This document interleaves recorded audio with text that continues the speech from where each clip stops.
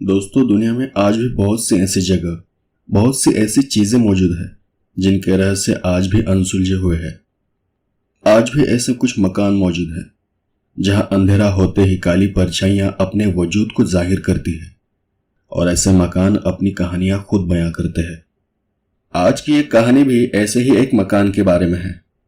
आज की कहानी पूरी जरूर सुने, शायद आज आपको डर क्या है ये पता चल जाए। पर कहानी शुरू करने से पहले आप सभी से मेरी एक रिक्वेस्ट है कि चैनल को सब्सक्राइब कर दे और नोटिफिकेशन पाने के लिए बेल आइकन को जरूर दबा दे। तो चलिए कहानी की तरफ बढ़ते हैं। आज की कहानी है निराली और राजन की, जो कि एक मिडिल क्लास फैमिली से है। दोनों की हाल ही में शादी हुई थी। घर वालों के विरोध के बावजूद दोनों ने लव मैरिज की थी। शादी के बाद वो दोनों बहुत खुश थे। घर से भागने की वजह से शुरुआती दिनों में उन्होंने जहां जगह मिली वहां अपना डेरा डाल लिया। ऐसे ही कुछ साल बीत गए। इस दौरान राजन को भी एक अच्छी नौकरी मिल गई और उसके अगले ही साल उनके घर में एक नन्हे मेहमान ने अपने कदम रख दिए। बेटा होने की वजह से दोनों बहुत खुश थे। कुछ ही महीनों बाद निराली ने अपने परिवार के लिए एक मकान तलाश करना शुरू कर दिया। हालांकि उसे एक मकान बहुत पसंद भी आया। मकान शहर से थोड़ा दूर था, पर जब निराली और राजन दोनों मकान देखने गए तो राजन को मकान बस ठीक ठाक लगा। राजन ने उस मकान को बाहर से देखते हुए निराली से कहा, निराली, क्या तुम्हें यह घर कुछ अजीब नहीं लगता? निराली ने जवाब दिया कि हाँ, वैसे भी हर घर में कुछ न कुछ अजीब तो होता ही है। और साहब जी, घर अजीब नहीं होता, घर में जो इंसान रहते हैं वो अजीब होते हैं। और ऐसा कहकर निराली उस मकान के दरवाजे की ओर चली गई। राजन काफी देर तक बस एक जगह खड़ा होकर उस मकान को चारों तरफ से देख रहा था। न जाने क्यों उसे ऐसा लग रहा था कि इस मकान में कुछ तो अजीब चीज है जो नहीं चाहती कि वो उस घर में आए। वैसे घर दिखने में बहुत अच्छा था और बहुत ही कम दाम में भी मिल रहा था, लेकिन उसने जब आसपास पूछताछ की तो उसे पता चला कि यह घर कई सालों से ऐसे ही पड़ा हुआ है। इसे कोई भी खरीदना नहीं चाहता। एक बहुत ही बढ़िया घर, और वो भी बहुत कम कीमत में मिलने के बावजूद कोई उस घर में आना भी नहीं चाहता था। न जाने रोशनी ने उस घर में क्या देखा था। और आखिरकार कुछ ही दिनों में निराली के कहने पर राजन ने वो घर खरीद लिया। अब उनका अपना घर हो चुका था और वो अब एक पूरा परिवार बन चुके थे। नए घर में आने के बाद अगले कुछ ही दिनों में राजन को अपने ऑफिस के काम से मीटिंग के लिए बाहर जाना पड़ रहा था, तो उसने अपने फैमिली को अपने भाई के घर छोड़ दिया और वो रात की फ्लाइट से ही कोलकाता मीटिंग के लिए चला गया। वो सुबह कुछ 4 या 5 बजे के करीब कोलकाता इंटरनेशनल एयरपोर्ट पर पहुंचा और जैसे ही उसने अपना मोबाइल ऑन किया, फोन बजा। फोन उसी के घर के लैंडलाइन से था, पर घर पे तो कोई था ही नहीं, क्योंकि राजन खुद निराली और उसके बेटे को अपने भाई के घर छोड़ आया था और उस घर पर राजन और निराली के अलावा और कोई रहता भी नहीं था। और अगर घर पर कोई नहीं था तो फिर फोन किसने किया? राजन को यह थोड़ा अजीब लगा। उसे पहले से ही उस घर में कुछ अजीब सा महसूस होता आ रहा था। राजन ने झट से फोन उठाया। Hello hello hello. कई बार हेलो कहने के बाद भी दूसरी तरफ से कोई भी आवाज नहीं आई। राजन ने तुरंत अपने दोस्त आनंद को फोन किया। आनंद उसके घर से एक 15 मिनट की दूरी पर रहता था, तो राजन ने आनंद को उसका घर चेक करने को कहा। आनंद ने उसके घर के पास जाकर उस घर की सारी खिड़कियां दरवाजे देखी और उसे कहीं कुछ अजीब नहीं लगा। घर को चेक कर आनंद ने कंफर्म किया कि सब कुछ ठीक है और दरवाजे पर भी ताला लगा हुआ है, और यह बात उसने राजन को फोन करके बता दी। राजन ने थोड़ी देर इस बात पर सोचा, पर इतना ध्यान नहीं दिया और फिर वो अपने होटल की तरफ निकल पड़ा।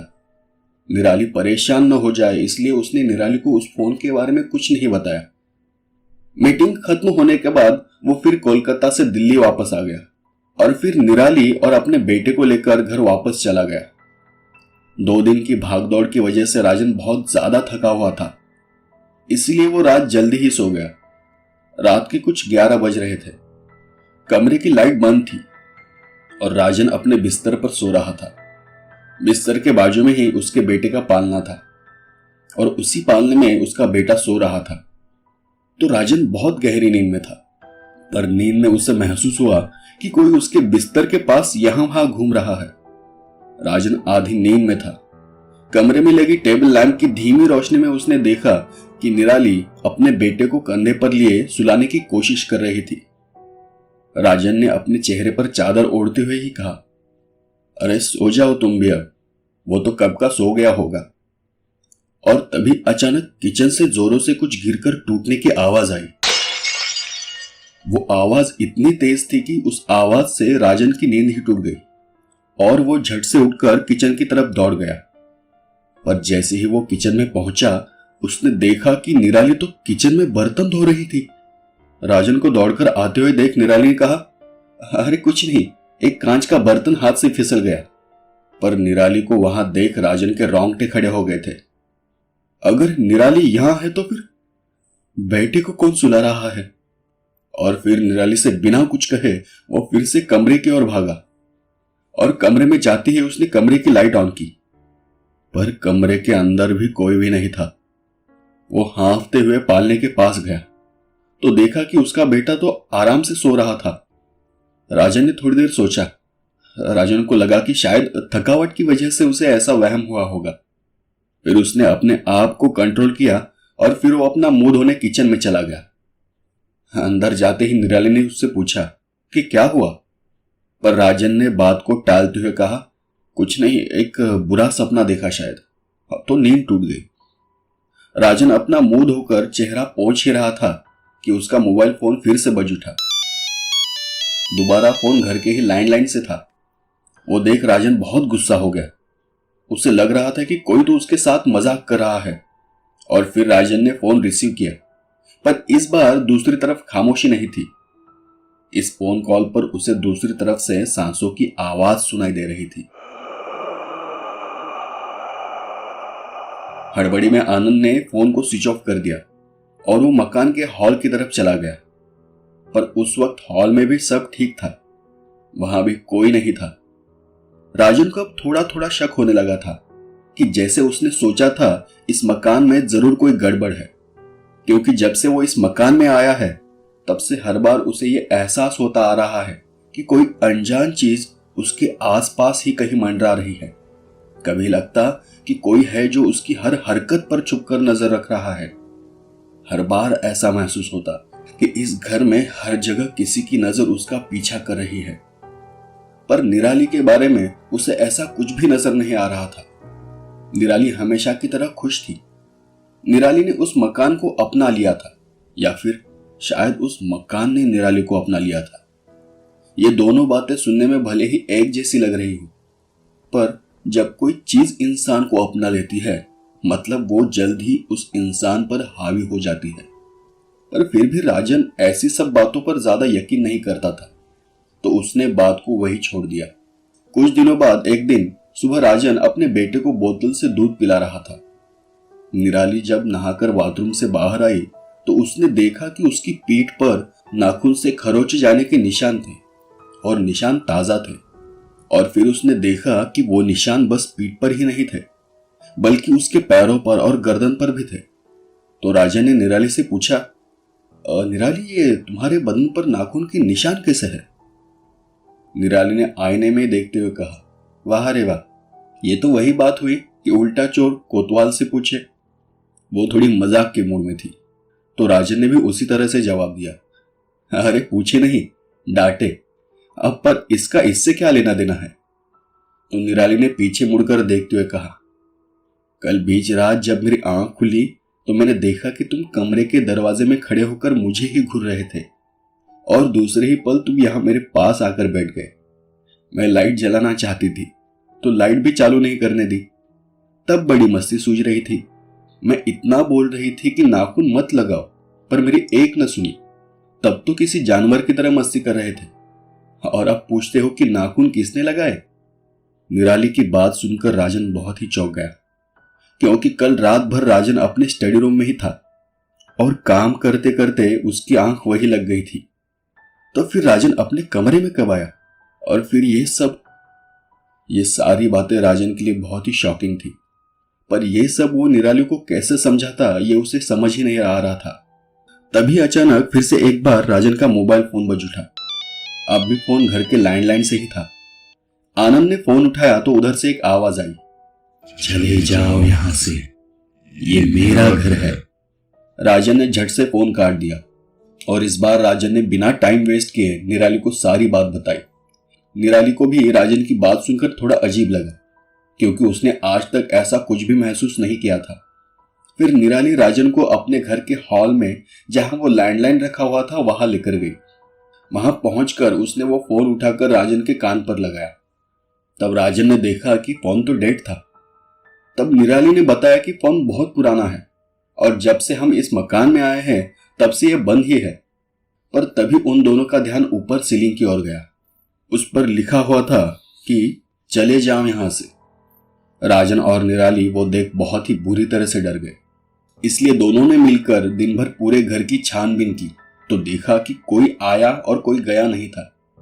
आसपास ही रहने वाले लोगों से भी थोड़ी पूछताछ की तो किसी ने बताया कि उन्होंने वहां किसी भी तरह की हलचल न उसने देखी और न सुनी। राजन को अब बिल्कुल समझ ही नहीं आ रहा था कि ये मजाक है या सच। उसी रात को जब राजन और निराली अपने कमरे में सो रहे थे तो राजन ने लैंप की रोशनी में देखा कि उसकी अलमारी का हैंडल अपने आप ही धीरे धीरे खुल रहा था। राजन उस अलमारी के हैंडल को देख ही रहा था कि फिर से उसका मोबाइल बज उठा। नंबर देखा तो एक बार फिर नंबर उसके घर के हॉल में ही रखे हुए लैंडलाइन से था। राजन गुस्से से उठकर हॉल में चला गया तो उसने देखा फोन वैसे का वैसा ही पड़ा है। उसने वो लैंडलाइन फोन उठाया तो दूसरी तरफ से फिर आवाज आई, चले जाओ यहां से, ये है मेरा घर है। इस बार राजन अपना पेशेंस खो बैठा और उसने जोर से फोन की लाइन खींचकर तोड़ दी और कहने लगा कि तुम जो कोई भी हो, मैं तुमसे नहीं डरता, जो करना है कर लो। इस घटना के बाद आनंद की आंखें कैसे लगी उसे कुछ पता नहीं। जब आंख खुली तो उसने देखा कि वो वही हॉल में सो गया था। कैसे कब उसे कुछ पता नहीं था। ऑफिस जाने में देर हो चुकी थी। जल्दबाजी में ऑफिस तो चला गया, लेकिन दिमाग में टेंशन घर का ही था। आज उसका काम में बिल्कुल भी मन नहीं लग रहा था। बार बार राजन का ध्यान उसके मोबाइल की तरफ जा रहा था कि कहीं अचानक वही फोन ना आ जाए। पर आज दोपहर हो गई थी पर फिर भी कोई फोन नहीं बजा था। ये बात भी उसे अजीब लगी। वो जो कोई भी था वो हर रोज उसे तकलीफ दे रहा था, तो आज इतना शांत कैसे। आखिरकार उसने हिम्मत कर अपने वाइफ के मोबाइल पर फोन किया, पर उसने जब फोन नहीं उठाया तो राजन ने कम से कम 5 या 6 बार उसे लगातार फोन किया, पर फिर भी सामने से कोई जवाब नहीं आया। अब राजन बहुत ही अजीब हालत में था। वो जानता था कि घर का लैंडलाइन फोन खराब है, तो उसे समझ नहीं आ रहा था कि फोन करूं या ना करूं, कहीं फिर से वो आवाज सुनाई न दे। पर फिर भी राजन ने उस लैंडलाइन पर फोन किया। पर यह पहली बार ऐसा हुआ था कि घर के लैंडलाइन पर रिंग तो जा रही थी, पर इस बार कोई आवाज ही नहीं आ रही थी। तुरंत राजन सीधे ऑफिस से घर की ओर भागा। कुछ ही देर में वो घर पहुंच गया। घर पहुंचकर राजन ने जो देखा वो जिंदगी भर भुला नहीं सकता। उसने देखा कि घर के ऊपर वाले कमरे के खिड़की के पास कोई खड़ा है। वो कौन था पता नहीं, पर उसकी परछाई साफ साफ दिखाई दे रही थी, बहुत ही गहरी काली परछाई। राजन दौड़कर घर के अंदर चला गया तो उसने देखा कि निराली पागलों की तरह हॉल की दीवारों पर लिख रही थी, चले जाओ यहां से, ये मेरा घर है। राजन निराली के पास गया और उसे झंझोड़ा तो वो अजीब तरह से हंसने लगी और बोली, अब डर लगा? वो सुनकर उसके बदन से सरसराहट सी दौड़ गई। वो फिर ऊपर के कमरे में भागा। वहां जाकर उसने देखा कि कमरे का दरवाजा थोड़ा सा खुला हुआ था। उसने जब अंदर झांक कर देखा तो उसका बेटा पालने में बैठा हुआ था और एक परछाई उसके सर के पास खड़ी थी। उसने झट से वो दरवाजा खोला और अगले ही पल वो परछाई कहीं गायब सी हो गई। राजन ने अपने बेटे को उठाया और नीचे की तरफ दौड़ कर गया तो निराली हॉल में झुककर बैठी हुई थी। राजन जब उसके पास गया तो वो फिर से अजीब सी आवाज में बोली, चले जाओ यहां से, ये मेरा घर है। और इतना बोलने के साथ ही वो बेहोश हो गई। राजन उसे उठाकर बेडरूम में ले गया। अब यह साफ था कि यह मकान कोई आम मकान नहीं था। दूसरे ही दिन राजन अपने बेटे और निराली को अपने भाई के घर छोड़कर वापस आ गया। वो जान चुका था कि इस घर पर जरूर किसी बुरी आत्मा का साया है, पर राजन भी उससे लड़ना चाहता था। राजन की परेशानियां दिन ब दिन बढ़ती चली जा रही थी। निराली तो लगभग पागल सी हो चुकी थी। रोज कुछ ना कुछ होता जो राजन को और ज्यादा परेशान करता। फिर किसी ने राजन को एक तांत्रिक बाबा के बारे में बताया। दोस्त के सुझाव पर राजन उस तांत्रिक को अपने घर पर लेकर आया। उस घर को देखते हुए तांत्रिक बोला, यही है आपकी समस्या की जड़। तांत्रिक ने बताया कि जितनी जल्दी हो सके इस घर को छोड़कर चले जाओ, यहां रहना अच्छा नहीं होगा। और फिर जब राजन ने वहां आसपास रहने वाले पुराने लोगों को ढूंढा और उनसे उस मकान के बारे में पूछताछ की तो पता चला कि इस मकान को सन 1857 में बनवाया गया था, जो कि एक अंग्रेज थॉमस ने अपनी अय्याशी के लिए बनवाया था। और इसीलिए उस अंग्रेज ने इस मकान को एक एकांत में बनवाया था। इस मकान को थॉमस ने खुद डिजाइन किया था, पर इस मकान को बनवाने के 18 महीने बाद ही थॉमस की मौत हो गई थी। ऐसा भी बताया जाता है कि जिस साल ये घर को बनवाना शुरू किया था, उसी वर्ष एक व्यक्ति ने फांसी लगाकर जान दे दी थी और उसकी आत्मा आज भी इस मकान के इर्द गिर्द घूमती रहती है। ऐसी बहुत सी डरावनी घटनाओं के बाद राजन ने उस घर को छोड़ दिया। शायद न जाने दुनिया में ऐसे कितने सारे मकान हैं जो आज भी अपने अंदर कई काले गहरे राज छुपाए हुए हैं।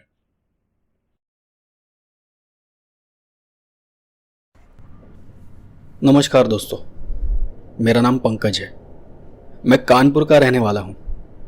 ये कहानी मेरी नहीं बल्कि मेरी बेटी की है, मेरी प्यारी बेटी छुटकी। कुछ साल पहले जब मैं अपने काम से एक दूसरे शहर में रहा करता था, तो एक दिन मैं मेरी बेटी छुटकी और पत्नी रमा को लेकर एक हिल स्टेशन पर घूमने गया था। तब मेरी बेटी बस 4 साल की थी। हम जहाँ घूमने गए थे वो बहुत ही बढ़िया जगह थी। कुछ दिन घूम फिर कर जब हम घर लौटे तो मैंने देखा कि मेरी बेटी अपने साथ कोई चीज उठाकर लाई थी। वो एक लकड़ी का खिलौना था। दिखने में वो काफी पुराना था, पर आज भी काम कर रहा था। उसकी चाबी घुमाते ही उसके अंदर से एक प्यारी सी धुन सुनाई देती थी।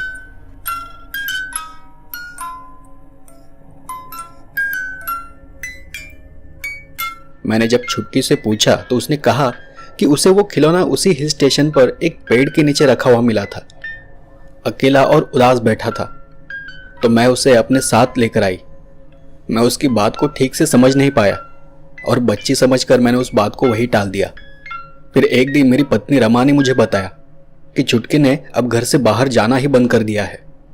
दिन भर वो अकेले घर में उस खिलौने के साथ ही खेलती रहती है। न जाने उसे वो खिलौना इतना क्यों पसंद आया है। तब मैंने कहा, अरे वो अभी बच्ची है, नया खिलौना है तो कुछ दिन खूब खेलेगी और फिर जब ऊब जाएगी तो अपने आप ही बाहर खेलने चली जाएगी। और ऐसा कहकर मैं अपने काम में लग जाता था। उसके कुछ ही दिनों बाद रमा ने फिर से मुझे कहा, तुम्हारा अपनी बेटी पर बिल्कुल ध्यान नहीं है। 2 महीने हो गए हैं और अब तक वो 1 मिनट के लिए भी घर से बाहर नहीं गई है। जब भी उसे बाहर जाने को कहो तो कहती है कि मेरे सारे दोस्त तो यही है, तो फिर मैं क्यों बाहर जाऊं। और ऐसा कहकर फिर अपने कमरे में चली जाती है। कभी अगर मेरे साथ चलने को कहूं तो भी नहीं आती, सीधे मना कर देती है। तो मैंने रमा से कहा, ठीक है बच्चे है तो क्या कर सकते हैं, तुम रहने दो, मैं बात करता हूं। तब रमा ने कहा, नहीं तुम मेरी बात को समझ नहीं रहे।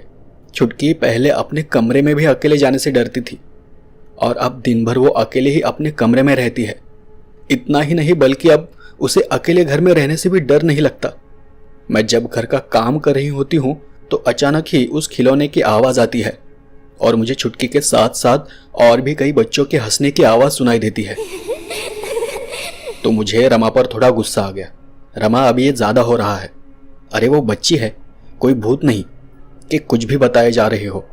और तुम्हें पता है कि मैं नास्तिक हूँ, न मैं भगवान में विश्वास रखता हूँ और न ही भूत प्रेतों में। तो ऐसी मनगढ़ंत कहानियां मुझे मत सुनाया करो तुम। और रमा की बात सुनने के बाद मैंने खुद छुटकी पर ध्यान देना शुरू किया। पर तब मैंने भी महसूस किया कि रमा की एक बात तो सच थी कि छुटकी बिल्कुल भी अपने कमरे से बाहर नहीं निकलती थी। दिन भर वो उसी खिलौने के साथ खेलती रहती थी। तो फिर एक दिन मैंने अपने डॉक्टर के साथ छुटकी के बारे में बात की और उन्हें छुटकी के अजीब बर्ताव के बारे में बताया। तो डॉक्टर ने बताया कि बच्ची है, जोर जबरदस्ती तो नहीं कर सकते, तो प्यार से बहला फुसला कर उसे बाहर के बच्चों में लेकर जाओ, कभी बाहर किसी गार्डन में लेकर जाओ, कोई दूसरा अच्छा सा खिलौना ला कर दो, सब अपने आप ठीक हो जाएगा। तो जैसा डॉक्टर साहब ने कहा था मैंने वही किया। मैं खुद उसे घर से बाहर लेकर जाता और बच्चों के साथ खेलता, पर छुटकी का सारा ध्यान बस अपने घर की ओर लगा रहता। वो खेल खेल में बीच में ही भागकर घर के अंदर अपने कमरे में चली जाती थी। उसके बाद एक दिन मैं उसे गार्डन ले जा रहा था, पर वो आने को तैयार ही नहीं थी। उसे लाख मनाने के बावजूद वो गार्डन जाने के लिए राजी नहीं थी। जैसे तैसे मैंने उसे राजी कर लिया, लेकिन बाहर जाते ही कुछ ही मिनट में वो घर वापस जाने की जिद करने लगी। गार्डन गए तो भी हर एक मिनट में वो यही बात पूछती थी कि हम घर वापस कब जाएंगे। अब मैं भी उसके इस अजीब बर्ताव से थोड़ा परेशान हो गया था। उसने हमसे भी बात करना छोड़ दिया था। हर वक्त वो बस अपने कमरे में रहती थी। ऐसे ही एक दिन जब मैं घर से बाहर जाने की तैयारी कर रहा था तो मैंने सुना कि वो किसी से बात कर रही है। मैंने अपने कान को दरवाजे पर लगाया तो उसकी आवाज़ तो मुझे साफ साफ सुनाई दे रही थी, पर उसके साथ और एक खुसफुसाहट भरी आवाज़ आ रही थी जो मैं ठीक से सुन नहीं पा रहा था। तो मैंने झट से दरवाज़ा खोला, पर कमरे में छुटकी के अलावा कोई नहीं था। वो अपने छोटे से टेबल के पास बैठकर खेल रही थी और सामने वही लकड़ी का खिलौना था। उसी दिन मैं गिफ्ट शॉप से उसके लिए बिल्कुल वैसा ही खिलौना लेकर आया, क्योंकि मुझे बस ये देखना था कि उस खिलौने में सच में कुछ गड़बड़ है या फिर छुटकी बीमार है। पर जब मैंने उसे वो खिलौना दिखाया तो छुटकी ने उस खिलौने को घर से बाहर फेंक दिया। तब पहली बार मुझे छुटकी पर बहुत गुस्सा आया और मैं उस पर चिल्ला बैठा। तब पहली बार ऐसा हुआ कि छुटकी अपनी मम्मी के पास जाने के बजाय अपने कमरे में चली गई और उसने अंदर से अपना कमरा बंद कर लिया। उस बात की वजह से रमा रात भर रोती रही और मेरी हालत ऐसी थी कि मैं रमा को हालात समझा नहीं पा रहा था और अब रमा भी मुझसे दूर दूर रहने लगी। उसका मानना था कि यह सिर्फ कोई खिलौना नहीं है, इस पर किसी भूत किसी आत्मा का साया है। उसने कहा कि उसने कई बार छुटकी को किसी से बात करते हुए सुना था। उसने कई बार उस खिलौने को कचरे में फेंक दिया था, पर वापस आते ही वो खिलौना वहीं के वहीं नजर आता है। पर मैं नास्तिक होने की वजह से उसकी बातों पर यकीन नहीं करता था। उसके कुछ दिनों बाद एक रात जब मैं सो रहा था, मैंने कुछ बच्चों का शोर सुना। मैंने उठकर घड़ी में वक्त देखा तो रात के 2 बज रहे थे।